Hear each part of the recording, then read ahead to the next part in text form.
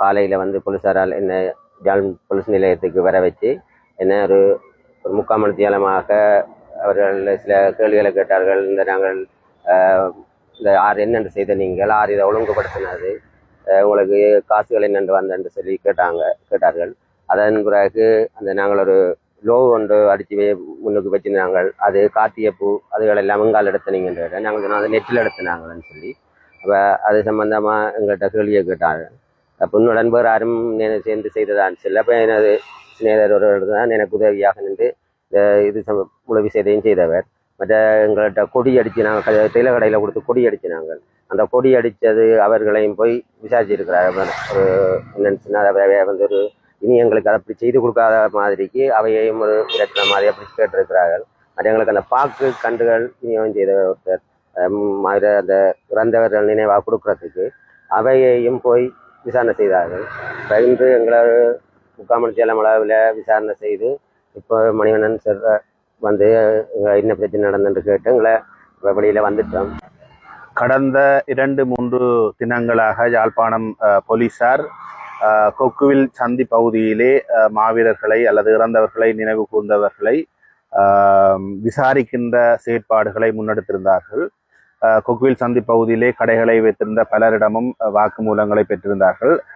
இன்றைய தினம் இவர்கள் இருவரையும் யாழ்ப்பாணம் போலீஸ் நிலையத்துக்கு வருமாறு அழைக்கப்பட்டதன் அடிப்படையில் இவர்கள் இன்றைய தினம் யாழ்ப்பாணம் போலீஸ் நிலையத்துக்கு வருகை தந்து வாக்குமூலத்தை கொடுத்திருக்கின்றார்கள்.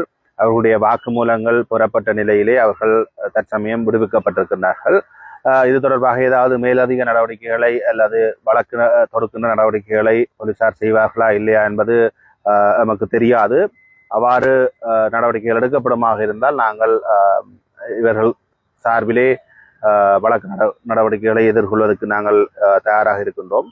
இதிலே குறிப்பிடப்பட வேண்டிய ஒரு விடயம் என்னவென்றால், அனுரகுமார திசாநாயக்காவினுடைய NPP அரசாங்கம் ஆட்சி அமைக்கப்பட்ட பின்னர் இந்த நினைவேந்தல் நிகழ்வுகளை செய்வதற்கு எந்த தடையும் இல்லை அல்லது அது அவர்களுடைய உரிமை என்கின்ற அடிப்படையிலே அரசாங்கம் தெரிவித்து வந்திருந்தது. அவை பத்திரிகைகளிலும் செய்திகளாக வந்திருந்த நிலையிலே தங்களுடைய இறந்த உறவுகளை நினைவு கூறுகின்ற நிகழ்வுகளை செய்தவர்கள், அதிலும் குறிப்பாக கொக்குவில் சந்தி பகுதியிலே செய்தவர்கள் விசாரணைக்காக அழைக்கப்படுவதென்பது உண்மையிலே ஒரு இரட்டை நிலைப்பாட்டை காண்பிக்கிறது. நாங்கள் ஒரு பக்கத்தாலே அரசியல் காரணங்களுக்காக அவர்களை நினைவேந்த அனுமதிப்போம் என்பதும், நினைவேந்தல்களை செய்தவர்களை போலீஸ் நிலையத்துக்கு வரவழைத்து விசாரணைகளை செய்வதென்பதும் ஒரு முரண்நகையான ஒன்றுக்கொண்டு முரண்பாடான ஒரு விடயமாக இருக்கிறது.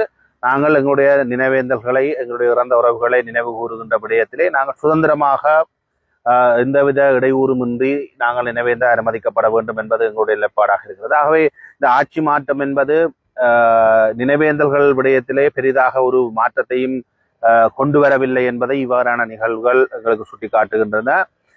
நாங்கள் எத்தகைய தடைகள் ஏற்படுத்தப்பட்டாலும் இவ்வாறான கைதுகள் இடம்பெற்றாலும் நாங்கள் அவர்கள் தொடர்பாக எதிர்காலத்திலே நாங்கள் வழக்குகளில் ஆஜராகுவதற்கு நான் தயாராக இருக்கின்றேன். அதே போன்று இவ்வாறான நினைவேந்தல்களை நாங்கள் தொடர்ந்தும், அது எங்களுடைய உரிமை. பயங்கரவாத தடை சட்டத்தின் கீழே இறந்தவர்களை நினைவு கூறுவது அல்லது விடுதலை புலிகளை கூட நினைவு கூறுவது தடையாக சித்தரிக்கப்பட்டிருக்கவில்லை. 2011ஆம் ஆண்டு வெளியிடப்பட்ட வர்த்தமானியிலே சொல்லப்பட்டிருக்கிற விடயம் விடுதலை புலிகளுடைய சின்னங்கள் சீருடைகளை பயன்படுத்துவதுதான் தடை செய்யப்பட்ட விடயங்களாக குறிப்பிடப்பட்டிருக்கிறது. கடந்த முறை நல்லூர் பகுதியிலே தியாகதீபம் திலீபன் அவர்களுடைய நினைவேந்தல் நிகழ்வுகள் செய்யக்கூடாது என ஒரு வழக்கு யாழ்ப்பாண நீதிமன்றத்திலே முற்படுத்தப்பட்ட பொழுது அதிலே நானும் ஒரு கட்சிக்காரராக இருந்தேன். அதிலே தடையை கோரி போலீசார் பயங்கரவாத தடை சட்டத்தின் கீழும் அதன் அடிப்படையில் வெளியிடப்பட்ட வர்த்தமான பிரசுரம் தொடர்பிலும் குறிப்பிட்டு இந்த தடையை விதிக்க வேண்டும் என்று கௌரவ நீதிவான் அவர்களிடம் விண்ணப்பித்த போது, நினைவேந்துகின்ற விடயம் பயங்கரவாத தடுப்பு சட்டத்திலோ அல்லது வர்த்தமான பிரசுரத்திலோ தடை செய்யப்படவில்லை என்பதை கூறி அந்த தடை உத்தரவை வழங்க கௌரவ மன்று மறுத்திருந்தது. ஆகவே நினைவேந்தல் என்கின்ற விடயம் பயங்கரவாத செயற்பாடல்ல. ஈவன்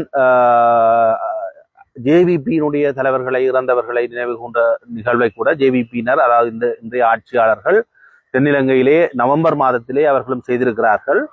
ஆகவே ஒரு காலத்தில் ஜேவிபியும் பயங்கரவாத அமைப்பாகத்தான் சித்தரிக்கப்பட்டிருந்தது, தடை செய்யப்பட்டிருந்தது. அவர்களுடைய தலைவர்கள் இங்கிருந்து தப்பி ஓடுகின்ற நிலைமை ஏற்பட்டிருந்தது. இன்று அவர்கள் சுதந்திரமாக நினைவேந்தல் நிகழ்வுகளை செய்கின்றார்கள் அவர்களுடைய இறந்த உறுப்பினர்களுக்கு. அதே போன்று தமிழ் மக்களும் தங்களுடைய பிள்ளைகளுக்கும் தங்களுடைய சகோதரங்களுக்கும் தங்களுடைய உறவினர்களுக்கும் நினைவேந்துகின்ற நிகழ்வை, கூட்டு நினைவேந்தலை சுதந்திரமாக செய்வதற்கு பயங்கரவாத தடுப்பு சட்டத்திலோ அல்லது எந்தகைய ஒரு சட்டத்திலோ இதுவரை தடை இல்லை.